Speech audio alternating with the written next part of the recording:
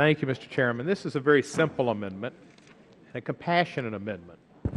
It came to me from some folks interested in St. Jude Children's Research Hospital and some people in Pittsburgh at the Children's Hospital there.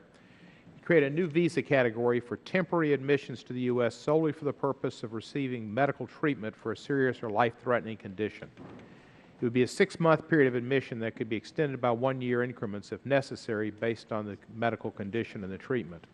The amendment would enable people from around the world to benefit from our great medical treatment that we have here, life-saving treatments in our hospitals that they're providing each day. It would also allow 2 immediate family members to accompany the patient so that no one is forced to undergo serious medical treatment alone. The amendment includes a critical provision to assist families of children receiving treatment under this special visa, and that's the reason it's so important to me.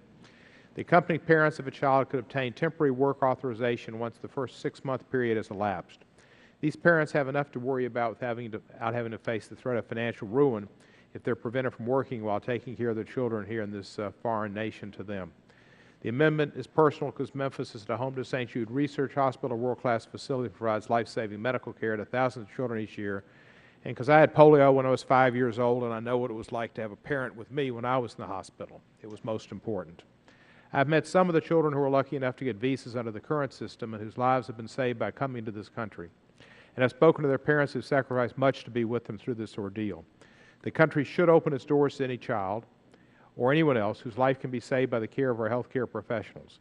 Few parents can afford to forego a paycheck while attending their children for long periods of time. Today, this means some parents can't travel to be with their children either, and some come over here but are forced to work illegally to support themselves or their families. This amendment will ensure that parents don't have to choose between their children's health and their livelihoods. There's no cost attached to the amendment because patients and their families would still have to cover the cost of their medical care and the expenses they have themselves. These are only temporary visas that expire once medical treatment is no longer needed. In fact, the amendment includes explicit language that should not be construed to permit someone admitted under this provision to adjust their status to legal permanent residence, so there's little danger of an influx of new immigrants. It's a modest amendment, but one that should provide immense comfort and compassion to a small group of people who simply want to save their lives and the lives of their children.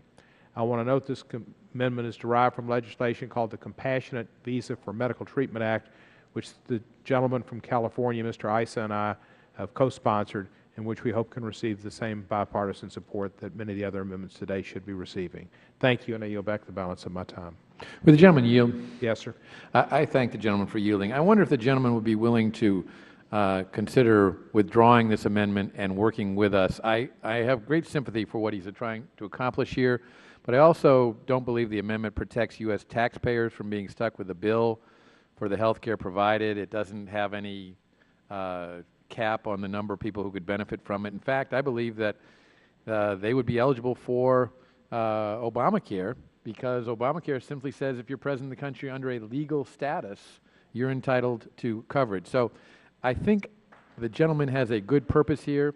I know, is the St. Jude's hospital in your district? Or Yes, it is. I know that they provide a tremendous amount of free care to children. And I think if we could carefully craft this, we could do something along the lines of what you want to accomplish. But I don't think the gentleman's amendment satisfies my concerns about costs right now. And if he would be willing to withdraw it, I would commit to him to work with him to get it done right. I thank the chairman, and I will agree to withdraw the amendment, and I'll have my able counsel work with you. And I think the gentlewoman from California would like you to yield to her as well. If the gentleman would yield just briefly, I support not only the amendment but the idea of doing some redrafting, because you're right as to the Affordable Care Act. But I just wanted to share that the enthusiasm that this concept has received on a bipartisan basis from people all over the country who have medical centers that service children. And I've had a number of members, both Republican and Democrat, tell me how important this would be. And so I look forward to helping in whatever way I can, and wanted to commend the gentleman for the amendment, I know from Tennessee. Thank you, Mr. Cohen.